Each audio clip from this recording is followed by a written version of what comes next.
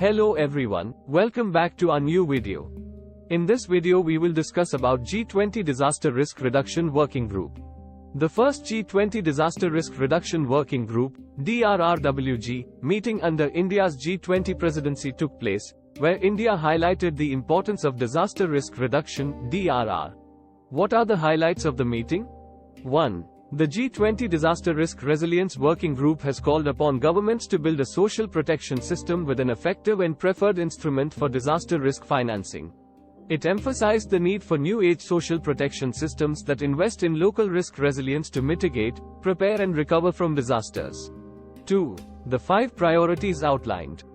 Global coverage of early warning systems. Increased commitment towards making infrastructure systems disaster resilient. Stronger national financial frameworks for DRR. Strengthened national and global disaster response system. Increased application of ecosystems-based approaches to DRR.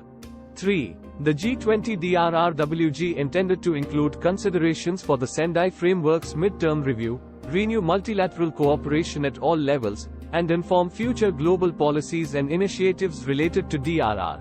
What is the need for creating a collective G20 framework for disaster risk reduction? 1. The G20 nations, with a population of 4.7 billion, have large exposure, risk from asset concentration, and vulnerability to natural disasters. 2. In the current World Risk Index, 4 out of the top 10 vulnerable countries are G20 nations. 3. The combined estimated annual average loss in the G20 countries alone is $218 billion United States dollars, equivalent to 9% of the average annual investment in infrastructure made by them. 4. Disaster risk reduction measures can play an important role in preventing such losses. What can be the key strategies for reducing disaster risk? 1. Better economic and urban development. Reducing risk can be achieved mainly by reducing vulnerability and exposure to risk through measures such as better economic and urban development choices and practices, protection of the environment, reduction of poverty and inequality, etc. For example, in India, effective implementation of flood risk management strategies can help in reducing and managing extreme weather conditions. 2. Financing. There is a need to reimagine financing disaster risk reduction. The financing requirements flowing through government budgets are not independent of a country's fiscal position and hence may be limited. Innovative financing tools including creating reserve funds, dedicated lines of credit and tapping resources globally should be explored. 3. Infrastructure. Infrastructure, such as roads, rails, airports, and electricity lines created through public revenues need to be resilient to disasters and may require more funds incrementally. There is a need to finance this additionality using options that are reflective of the social benefits of such disaster-resilient infrastructure. 4. Dealing with extensive and intensive risk. Differential strategies to deal with extensive risk of losses from frequent but moderate impacts, and intensive risk, from low-frequency and high-impact events, should be worked out. A large portion of the losses accumulate from extensive events.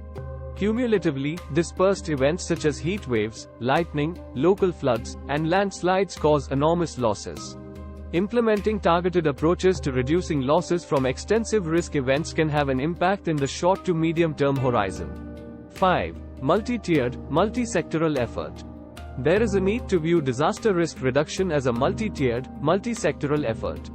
If efforts are integrated vertically from local to subnational to national to global, and horizontally across sectors, the level of readiness to manage unknown risks will be enhanced. The world is interlinked and interdependent, and the G20 can help develop such strategies. What are the initiatives for disaster risk reduction?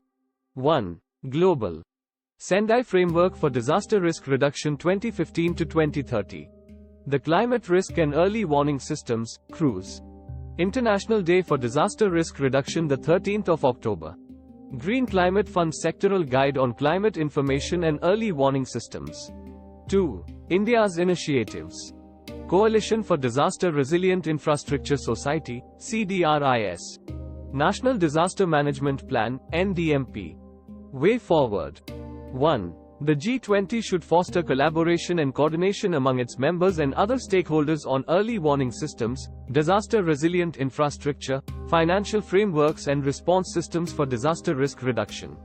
2. They should promote innovation and research on disaster risk reduction, especially on the use of technology, data and ecosystems-based approaches. 3. There is a need to align disaster risk reduction efforts with the 2030 Agenda for Sustainable Development, the Paris Agreement on Climate Change and the New Urban Agenda and ensure that no one is left behind. 4. The Working Group on Disaster Risk Reduction is an opportunity for the G20 to take a lead in the implementation of the Sendai framework over the next 7 years. Thank you for watching. Please don't forget to like, share and subscribe.